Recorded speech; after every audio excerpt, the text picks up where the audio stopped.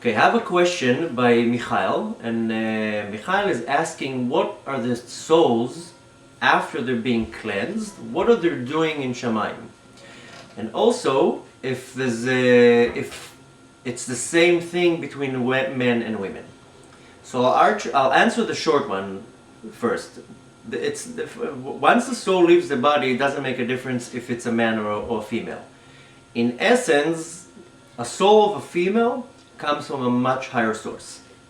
That's why when it comes down to this world, it comes down in a form of a female, which, as I said, comes from a much higher source. That's why women have the ability of giving birth and men don't have that ability. But in regards to what the soul goes through when it leaves the body, it's exactly identical between men and women. As regards to what do the souls do in Shamayim after they're being cleansed, well, first to understand, there's what's called Gan Eden, heaven. Gan Eden has different levels of Gan Eden. There's a Gan Eden Atachton and Gan Eden Elyon. This is a more deeper concept to go into in a 5-minute video, but just for the sake of the answer, there's 2 levels of Gan Eden. But in those 2 levels of Gan Eden, there's many madregos, many levels of Gan Eden. And each soul is entering to a different level of Gan Eden according to what she did in this world. So if the soul was a soul of a Talmid Chacham, that all day long studied Torah, and did all day long was immersed in mitzvahs, and Gemilus Chasadim, and Torah, the more the soul was busy in this world with all these good deeds, its capacity of, or let's put it this way, its capacity to enjoy or to receive what happens in Gan Eden is much higher. Therefore, it goes to a much higher level in Gan Eden. In general, what's going on with the souls up there, it says in different sources that the neshamos, the souls of tzaddikim, of the righteous people, they sit in Gan Eden and they just enjoy the Ziv HaShechina, the glory of, not even of Hashem, the glory of the rays of Hashem.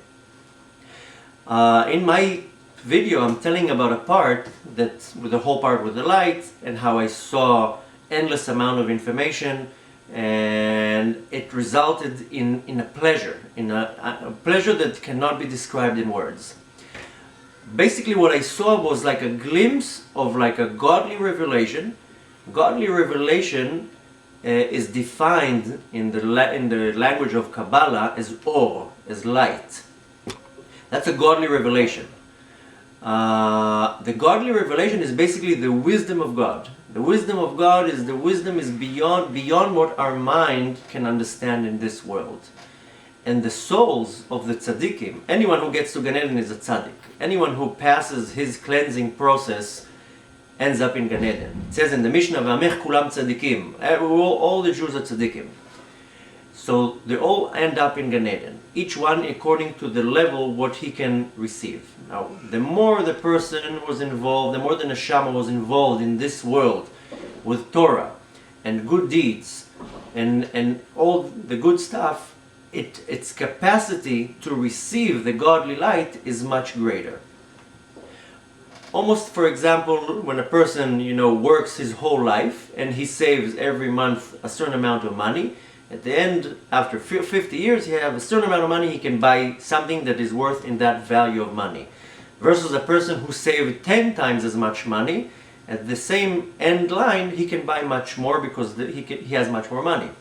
So the more we increase in mitzvahs, and the more we study Torah, and the more we involved in all these things, our capacity, our soul's capacity to receive godly revelation grows and grows.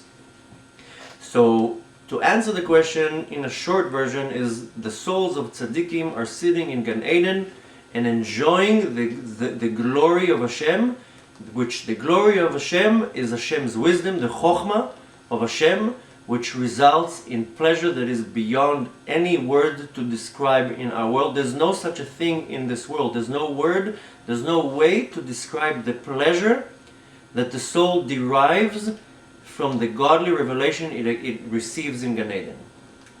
And again, depending on the level of that soul, that's how much godly revelation it can receive.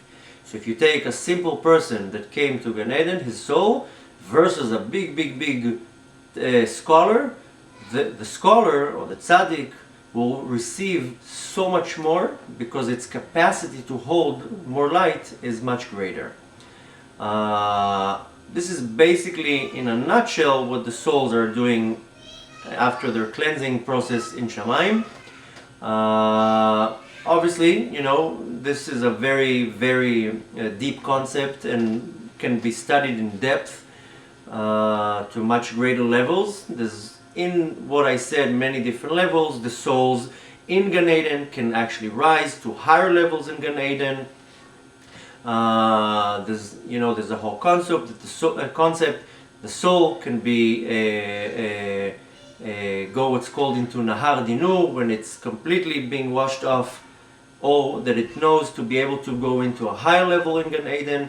Naturally the soul wants to go higher and higher in the levels of Gan Eden. There's also a concept that the souls kind of want to go down again to this world to have the ability to do more mitzvahs and to study more Torah, to be able to raise to a higher level in Gan Eden. Because the soul in Gan Eden sees what's the value of a mitzvah and what's the value of studying Torah, and it wants it. It wants to be able to rise to a much higher level, and it can only do it in this world. So what you can learn from it is that what one can achieve in this world is priceless. What we can do in this world, the soul cannot do anywhere in Shamayim. One mitzvah that you do here, there's no value to it in Shamayim.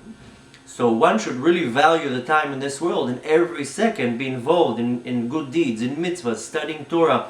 Every free second read something Tehillim, anything, because we don't realize how great it is, and how much we will benefit from it in the world to come. There's even a story, like a joke, that one soul is going up to Shamayim, and at the same time a soul is coming down, and the soul that's coming down is asking the soul that's coming up, tell me, how much does it cost to buy an esrog? So he's like, maybe $100, maybe $200 for a real fancy one. He's like, that's it? And tell me, how much does it cost to buy a pair of tefillin? He's like, well, you can buy something for $300-400, but if you can really buy the most fanciest one for $1,500. He's like, that's it, $1,500, and you get yourself a pair of tefillin?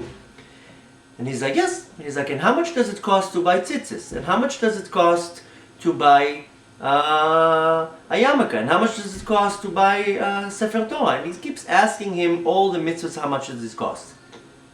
So the soul that's coming down is saying, so basically you're telling me that for about $250,000 I can buy like the mitzvahs, all the mitzvahs articles that I need in my whole lifespan. He's like, yes, basically yes.